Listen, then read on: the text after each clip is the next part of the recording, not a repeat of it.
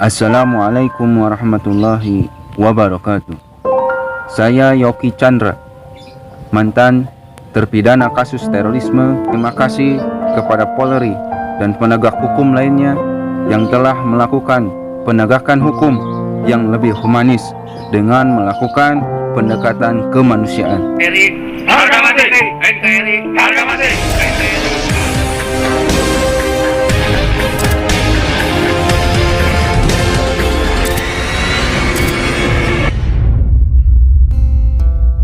Assalamualaikum warahmatullahi wabarakatuh. Assalamualaikum warahmatullahi wabarakatuh. Hari ini saya bersama Kang Yuki Chandra. Ini warga Kecamatan Ibun yang memang di bawah pembinaan kita di Polsek Ibun.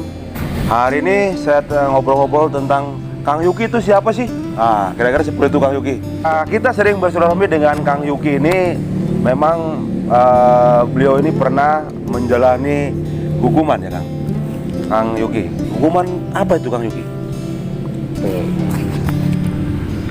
Hukuman yang bisa dibilang amat memalukan lah. Amat memalukan. Karena dari apa yang saya kerjakan itu merugikan orang banyak. Merugikan orang banyak. Merugikan orang banyak, merugikan orang terdekat saya, termasuk keluarga saya dirugikan. Karena apa yang saya lakukan itu mencoreng nama baik keluarga saya sendiri. Itu ya. Ternyata Kang Yuki ini pernah menjalani hukuman berapa lama Kang?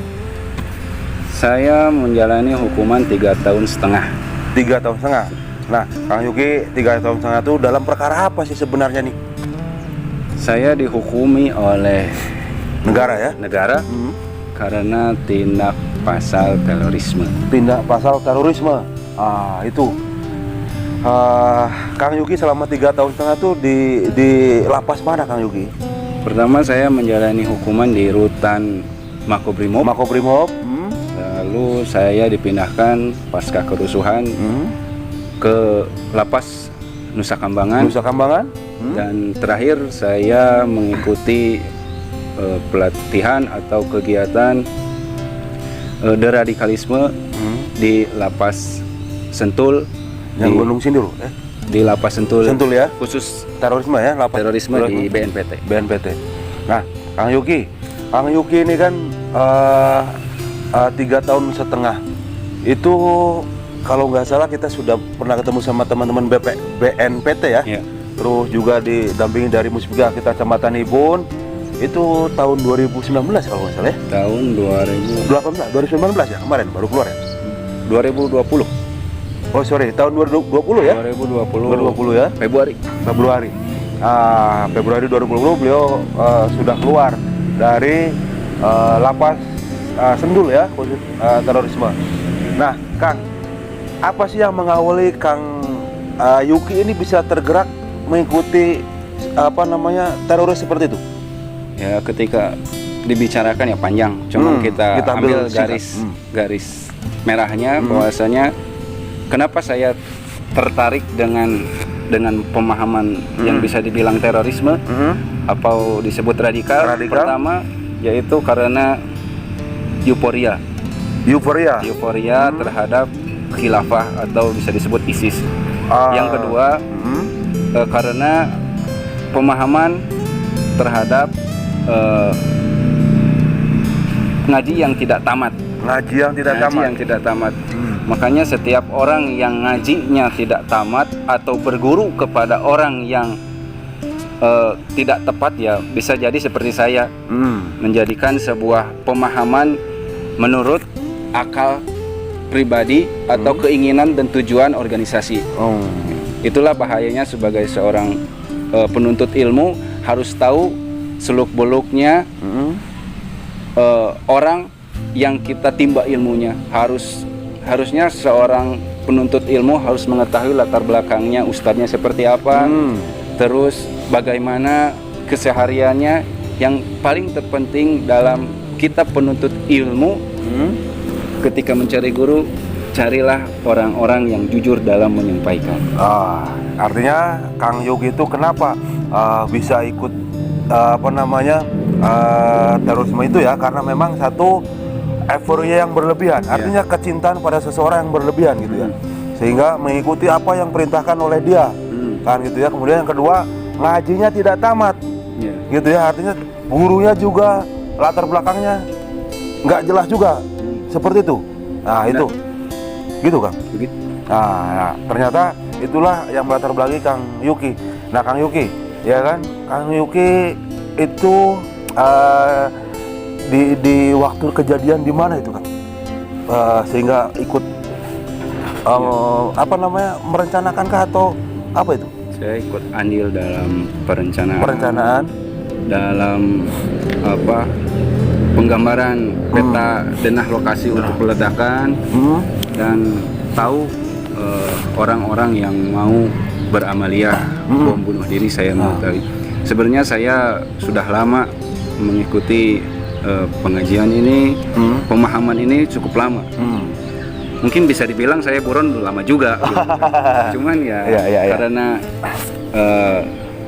aktivitas juga menutupi keburonan saya, yang menjadikan buronan terakhir di 2017 saya tertangkap ya sama tim Densus 88. Nah Kang Yuki, ya kan,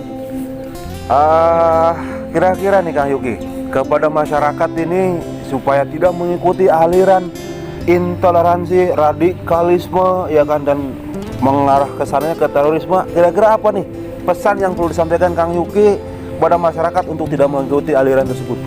Pesan pertama saya yaitu belajarlah agama kepada orang-orang yang jujur dalam menyampaikannya, bukan kepada orang-orang yang dia hanya menyampaikan pesan agama yang menurut ia harus disampaikan.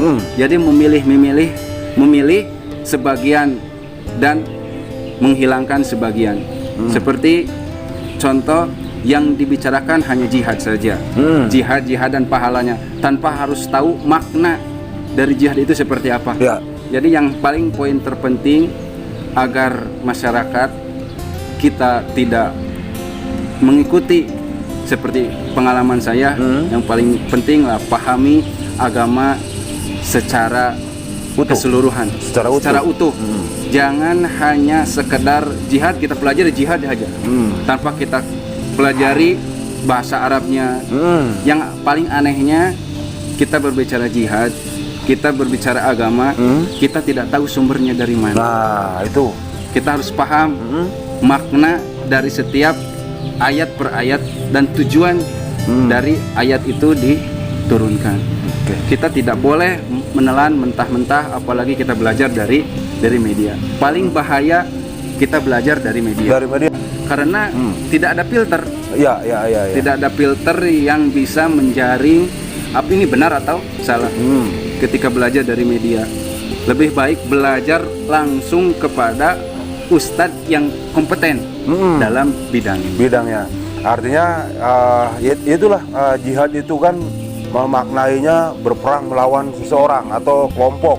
Ternyata jihad itu kan mungkin awalnya Akang itu terhadap pemerintah itu benci ya, benci. Jadi tingkat radikal paling bawah itu ya intoleran. Intoleran itu ya kita tidak menghargai orang lain, tidak menghargai pendapat orang lain, sudut pandang orang lain kita tidak menghargai. Kita cenderung bahwa kita yang terbaik. Paling benar. Paling benar. Pokoknya yang paling benar. Salah. Kita Islam, yang lain kafir. Begitulah. Seperti itu ya Kang ya. Artinya di mata yang orang sudah tercuci otaknya gitu ya, pokoknya termasuk keluarga juga paling itu ya, artinya salah gitu, saya yang paling benar gitu. Seperti itu. Nah ternyata seperti itu. Nah Kang, supaya masyarakat juga mengetahui ciri-cirinya gimana sih Kang, gerak-gerik di lapangan gitu kan, mereka itu dalam rangka pengajiannya, kemudian kegiatannya kira-kira apa nih Kang? Pengalaman Kang Yuki yang supaya bisa mendasar dari sifat dari paham radikal itu, yang pertama membenci pemerintah. Dia mengklaim bahwa pemerintah yang ada saat ini adalah sebagai pemerintah Togut, atau bisa dibilang kafir, negara kafir. Ini harus kita pahami bahwa orang-orang tersebut itu adalah mempunyai paham-paham yang salah. Yang kedua, paham orang-orang radikal itu saling mengkafirkan, mengkafirkan orang-orang yang tidak sepaham dengan mereka atau tidak mau ikut golongannya. Itu ya Kang ya. Apakah orang-orang yang berjenggot, berjubah, bercadar itulah teroris? Tidak. Oh, tidak semua orang-orang yang memakai cadar, celana cingkrang, terus berjenggot itu dihukumi sebagai teroris. Tidak. Teroris itu tidak bisa dilihat dari penampilan. Teroris itu bisa dilihat dari pemahaman. Nah, pemahaman yang awalnya radikal bisa membuat seseorang menjadi teroris. Bisa dibilang begini, orang-orang yang intoleran belum tentu dia teroris. Ya. Tapi teroris pasti intoleran, dan intoleran akan menuju kepada amaliyah teroris apabila tidak ditanggulangi sejak dini. Nah, itu artinya kegiatan-kegiatan di lapangannya itu cenderung eksklusif, artinya lebih menyendiri gitu. Ya, lebih menyendiri, tidak berbaur masyarakat gitu ya. Karena orang-orang yang mempunyai paham radikal itu dia bermuamalah, dia berbaur hanya dengan kelompok mereka sendiri. Dia gitu. bertransaksi, dia bekerja, dia berjual beli itu dengan orang-orang yang mereka anggap kelompoknya. Di luar kelompoknya dia sebut musuh, sebagai tidak amanah lah. Tidak amanah ya. Ternyata seperti itu. Kang Yuki ya kan, Kang Yuki kan sudah kembali kepada masyarakat. Nah, kegiatan Kang Yuki sendiri sehari-hari apa nih untuk saat ini setelah menjalani hukuman terakhir di Sentul ini, Kang? Saya mempunyai misi untuk membantu para ikhwan-ikhwan untuk sadar lah, sadar dalam pemahaman yang salah seperti yang pernah saya alami. Adapun yang belum mengalami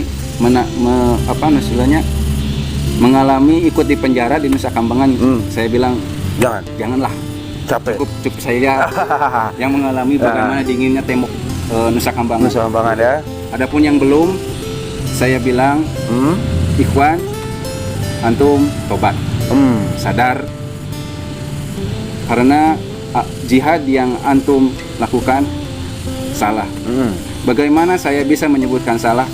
Sunatullahnya dari zaman Nabi Adam sampai Nabi Muhammad, ketika jihad menemui kekalahan, ada yang salah dalam jihadnya.